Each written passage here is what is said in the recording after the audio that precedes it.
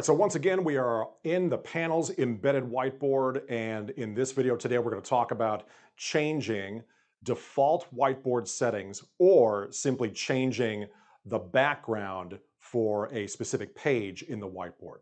So let's go ahead and start with default settings because you may want to, in fact, change the properties of the whiteboard. So every time you start a new whiteboard session, you'll have specific writing utensils, highlighters, a specific background by default, even the eraser. You can change all of those things. So every time you start a new whiteboard session, the whiteboard will be configured automatically the way you want it to work most of the time. As you can see, I've already done that. You probably noticed if you fire up your whiteboard that it comes up as a blank white canvas. That's its normal default setting. I've changed mine to this darker canvas because I'm on camera quite a bit, and so it's just friendlier on camera. And the way to change these defaults is very easy. We go down to the settings button here. It looks like a cog or a gear in a machine. Give that a touch. And there's our settings menu. The default settings item is the very last one on the menu. Give that a touch and there you go. So we can change the background, the smooth pen, the highlighter, and even the eraser. So you can select, do you want the entire object eraser or do you want the partial, what I often refer to as the fine eraser to have more control over it. So you have those choices. So every time you fire up a new whiteboard session, whatever these defaults are, the way that you've set them, that's how they'll be when the whiteboard fires up. Now, if you're only interested in, because maybe you've done that or maybe not, but you're just interested in changing a page because you're working on something specific and you want the canvas or the background to be something specific in order to make that happen, you can do that. We're going to go back down here to this corner, but instead of that settings button, now we're going to go here to this plus button, which, as you probably already know, means add a new page. But if I touch and hold that button for a couple seconds, hey, look at that background. So I can change the color. Let's go with that and go to pattern, this tab up here. Oh, I got some options here, don't I? Let's go with that one, hit add, and there you go. So you can absolutely make the background for your whiteboard be something specific while a whiteboard session is live.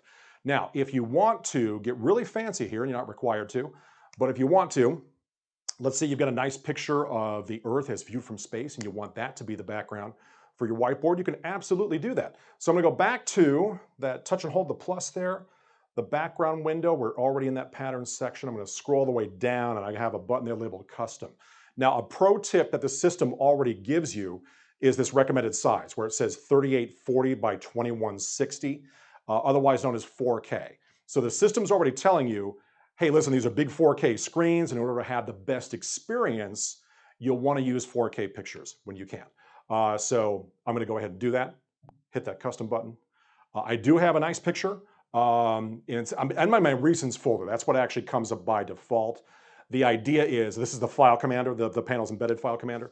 And you just want to navigate to the folder where you have pictures stored that you want to use as whiteboard backgrounds. So you go up to the menu here, it looks like 3 lines, give that a touch, and then again, use the file commander if you're going to someplace specific in terms of a folder.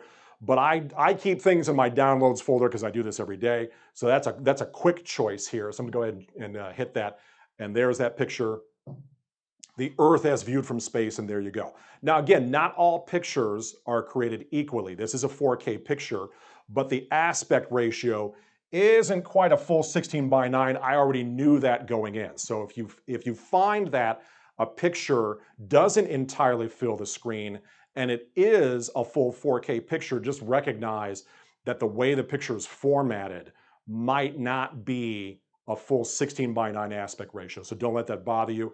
If you really wanted to fill the screen for real, then you just have to hunt for other pictures, but I just wanted you to be aware of that. So that is how we change whiteboard default settings using the settings button, or just changing a specific page to use a specific background, and that's using the backgrounds menu from the new page button. So you have an opportunity to configure your whiteboard however you choose.